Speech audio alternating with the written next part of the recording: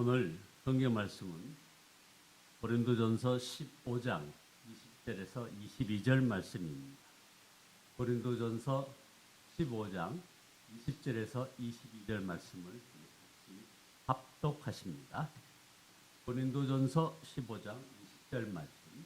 그러나 이제 그리스도께서 죽은 자 가운데서 다시 살아나사 잠자는 자들의 첫 열매가 되셨도다. 사망이 한 사람으로 말미암았으니 죽은 자의 부활도 한 사람으로 말미암는도다. 아담 안에서 모든 사람이 죽은 것 같이 그리스도 안에서 모든 사람이 삶을 얻으리라. 아멘. 오늘 말씀 제목은 이미 역사하는 부활의 능력으로 살아갑시다 라는 제목입니다. 이거 역시 오늘 아침 인사말이기도 합니다. 함께 인사 나누시겠습니다. 부활의 능력으로 삽시다. 부활의 능력으로 살아 승리하시는 저와 여러분 모두 되시기를 예수님의 이름으로 기도드립니다. 성경이 말하는 불변의 진리 중에 하나는 사람은 모두 육신의 죽음을 맞이한다는 사실입니다. 그러나 놀라운 사실은 많은 사람들이 마치 죽지 않을 것처럼 살아갑니다. 본인의 죽음을 전혀 준비하지 않은 채 살아간다는 사실입니다. 히브리서 9장 27절에 한 번 죽는 것은 사람에게 정해진 것이요 그 후에는 심판이 있다고 했습니다. 이것은 불변의 진리입니다. 오늘 고린도전서 15장 21절에도 죽음을 말합니다. 한 사람으로 말미암아 죽음이 들어왔으니. 여기서 초점은 아담의 죄로 인해 모든 사람에게 어떻게 죽음이 보편적인 영향을 미쳤는지에 있습니다. 즉 육신의 죽음을 피해갈 사람은 없습니다. 이 세상에는 생명과 죽음이 공존합니다. 게다가 곳곳에 전쟁과 테러가 벌어져서 사람이 사람을 죽이는 끔찍한 일들이 벌어집니다. 이 세상은 하나님이 지으신 좋은 세상이지만 동시에 죄로 인해 깨어진 세상, 망가진 세상이기 때문입니다. 로마서 8장 22절에 피조물이 다 이제까지 함께 탄식하며 함께 고통을 겪고 있는 것을 우리가 아느니라 말씀했습니다. 그러나 하나님은 신음하며 탄식하는 피조물과 세상을 그냥 두지 않으셨습니다. 여리고를 지나던 예수님께 바디메오가 외쳤습니다. 다윗의 자손 예수여 나를 불쌍히 여기소서. 많은 이들이 그를 꾸짖고 잠잠하라 했지만 예수님은 그의 소리를 들으셨고 그를 부르셨습니다. 너에게 무엇을 하여 주기를 원하느냐? 제가 보기를 원하나이다. 가라, 내 믿음이 너를 구원하였느니라. 그가 곧 보게 되어 예수를 길에서 따라갑니다.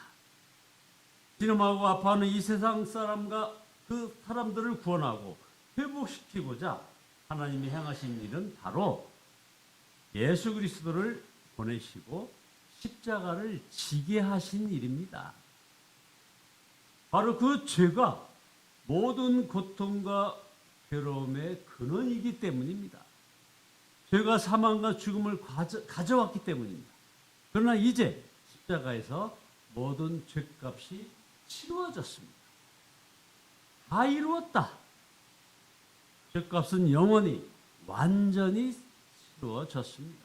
그리고 예수님은 사망과 어둠 권세를 이기시고 사흘 만에 부활하셨습니다. 할렐루야. 예수님께서 다시 살아나셨다는 뜻은 죄에 싹쓴 영원한 그 죽음이 이제 영원히 처리되었다는 뜻입니다. 예수님이 부활하신 것은 예수님께서 사망을 패배시키셨다는 뜻입니다. 그 뜻은 이제 우리의 죄는 완전히 처리되고 죄값은 확실하게 지불되었다는 증거입니다. 그래서 골로새서 2장 14절에 하나님께서는 우리에게 불리한 조문들이 들어있는 빈 문서를 지워 버리시고 그것을 십자가에 못 박으셔서 우리 가운데서 제거해 버리셨다는 것입니다. 예수 그리스도 안에 있는 자들은 궁극적으로 이제 사망이 삼키지 못합니다. 이미 우리의 옛사람은 그리스도와 함께 십자가에 못 박혀 죽었습니다. 죄의 권세에서 해방되었습니다. 또한 그리스도의 부활로 인해 그분과 연합된 우리는 그분의 부활 생명이 곧 우리의 생명이 되었습니다. 이것이 불변의 진리입니다. 이건 10년이 지나도 20년이 지나도 30년이 지나도 영원히 변치 않는 진리입니다. 예수님만이 길이요 진리요 생명입니다. 예수 그리스도를 믿는 자는 죽어도 살고 살아서 그를 믿는 사람은 영원히 죽지 않습니다. 오늘 본문 20절 21절에 보십시오. 고린도전서 15장 21절에 한 사람이, 여기서 말하는 한 사람은 아담을 말하죠. 우리의 조상 아담으로 말미암아 죽음이 들어왔으나 또 한 사람 예수 그리스도를 말합니다. 또 한 사람으로 말미암아 죽은 사람의 부활도 옵니다.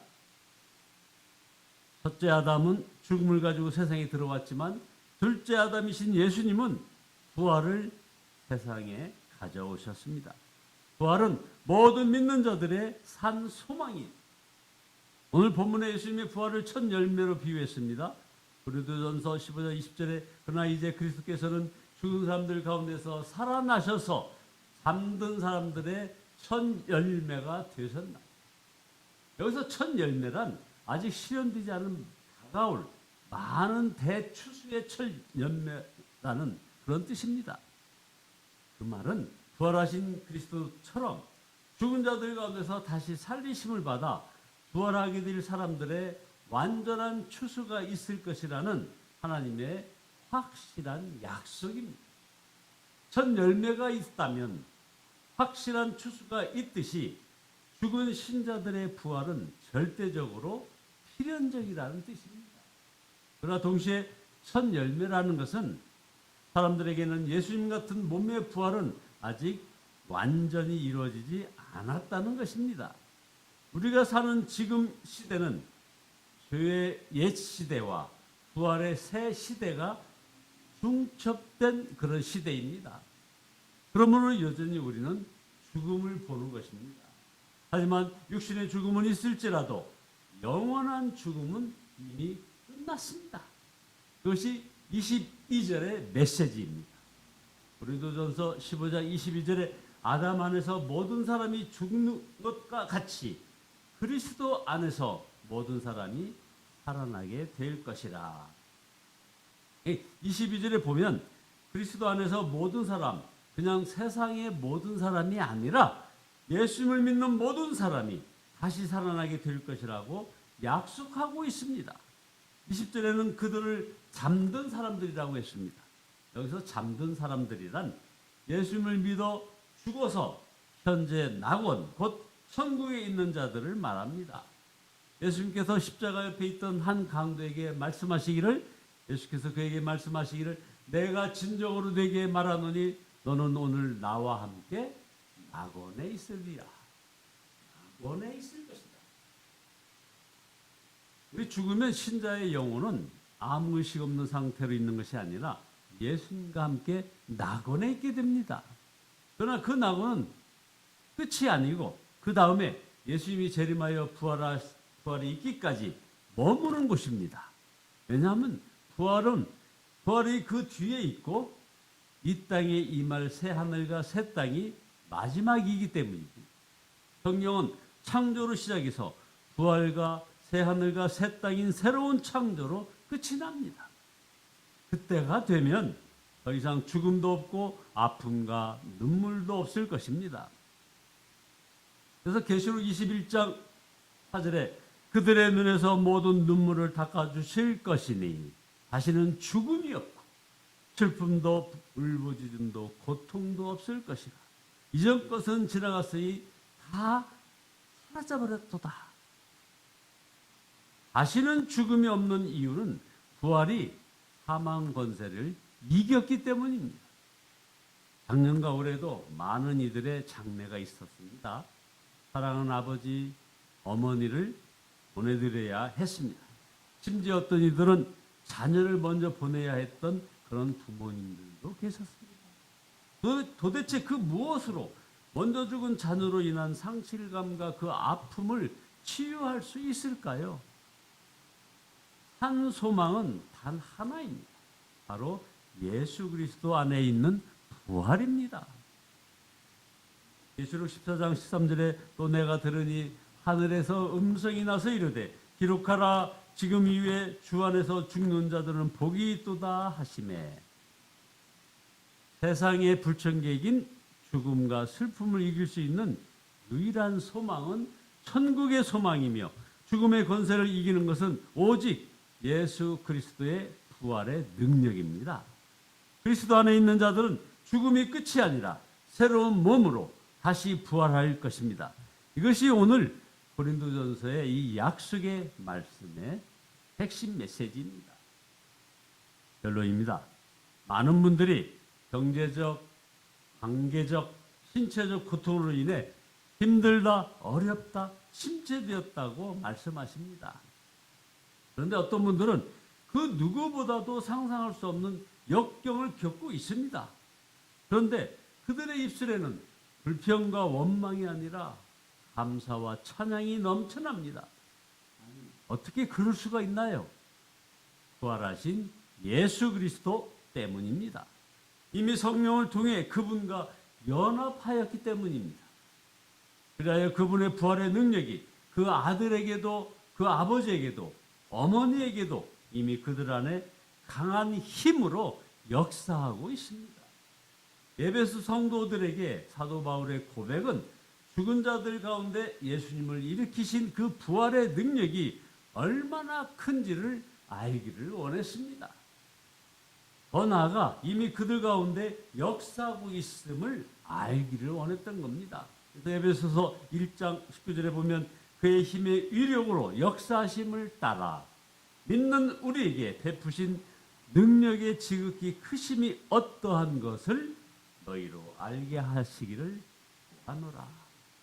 이것이 바울의 기도였습니다. 이것이 지금도 우리를 위해 중보하시는 예수님의 기도입니다. 부활주일 이 한 주간 이미 우리 가운데 힘의 위력으로 역사하시는 그 부활의 능력이 얼마나 큰지를 알게 되는 저와 여러분 되시기를 예수 그리스도의 이름으로 간절히 축원합니다. 기도하시겠습니다. 전능하신 주님, 주님 홀로 영광 거둬주옵소서. 내 모든 허물과 죄를 용서해 주신 주님, 제가 사랑 감사하며 나가기를 원합니다. 여러 가지 경제적으로, 관계적으로, 신체적으로 고통받고 그걸로 인해서 믿음 없는 자처럼 힘들다, 어렵다, 침체되었다고 말했음을 고백합니다. 주님, 용서하여 주시옵소서. 이제 온전히 우리 입술에 불평과 원망이 아니라 이제 부활의 주님을 바라보며 감사와 찬양이 넘치는 저희들 되어지게 인도하여 주시옵소서. 이제 주님 부활하신 그 능력이 저희 가운데 어떠한지, 그 크심이 어떠한지를 저희들이 알게 하기를 구하노라 했던 사도 바울의 기도처럼 우리를 위해 중보하시는 예수 그리스도의 그 기도 가운데 힘의 위력으로 역사하시는 그 부활의 능력이 얼마나 큰지를 알게 되는 저희들의 삶이 되어지게 주여 역사하여 주시옵소서. 예수 그리스도의 이름으로 기도드리옵나이다. 아멘.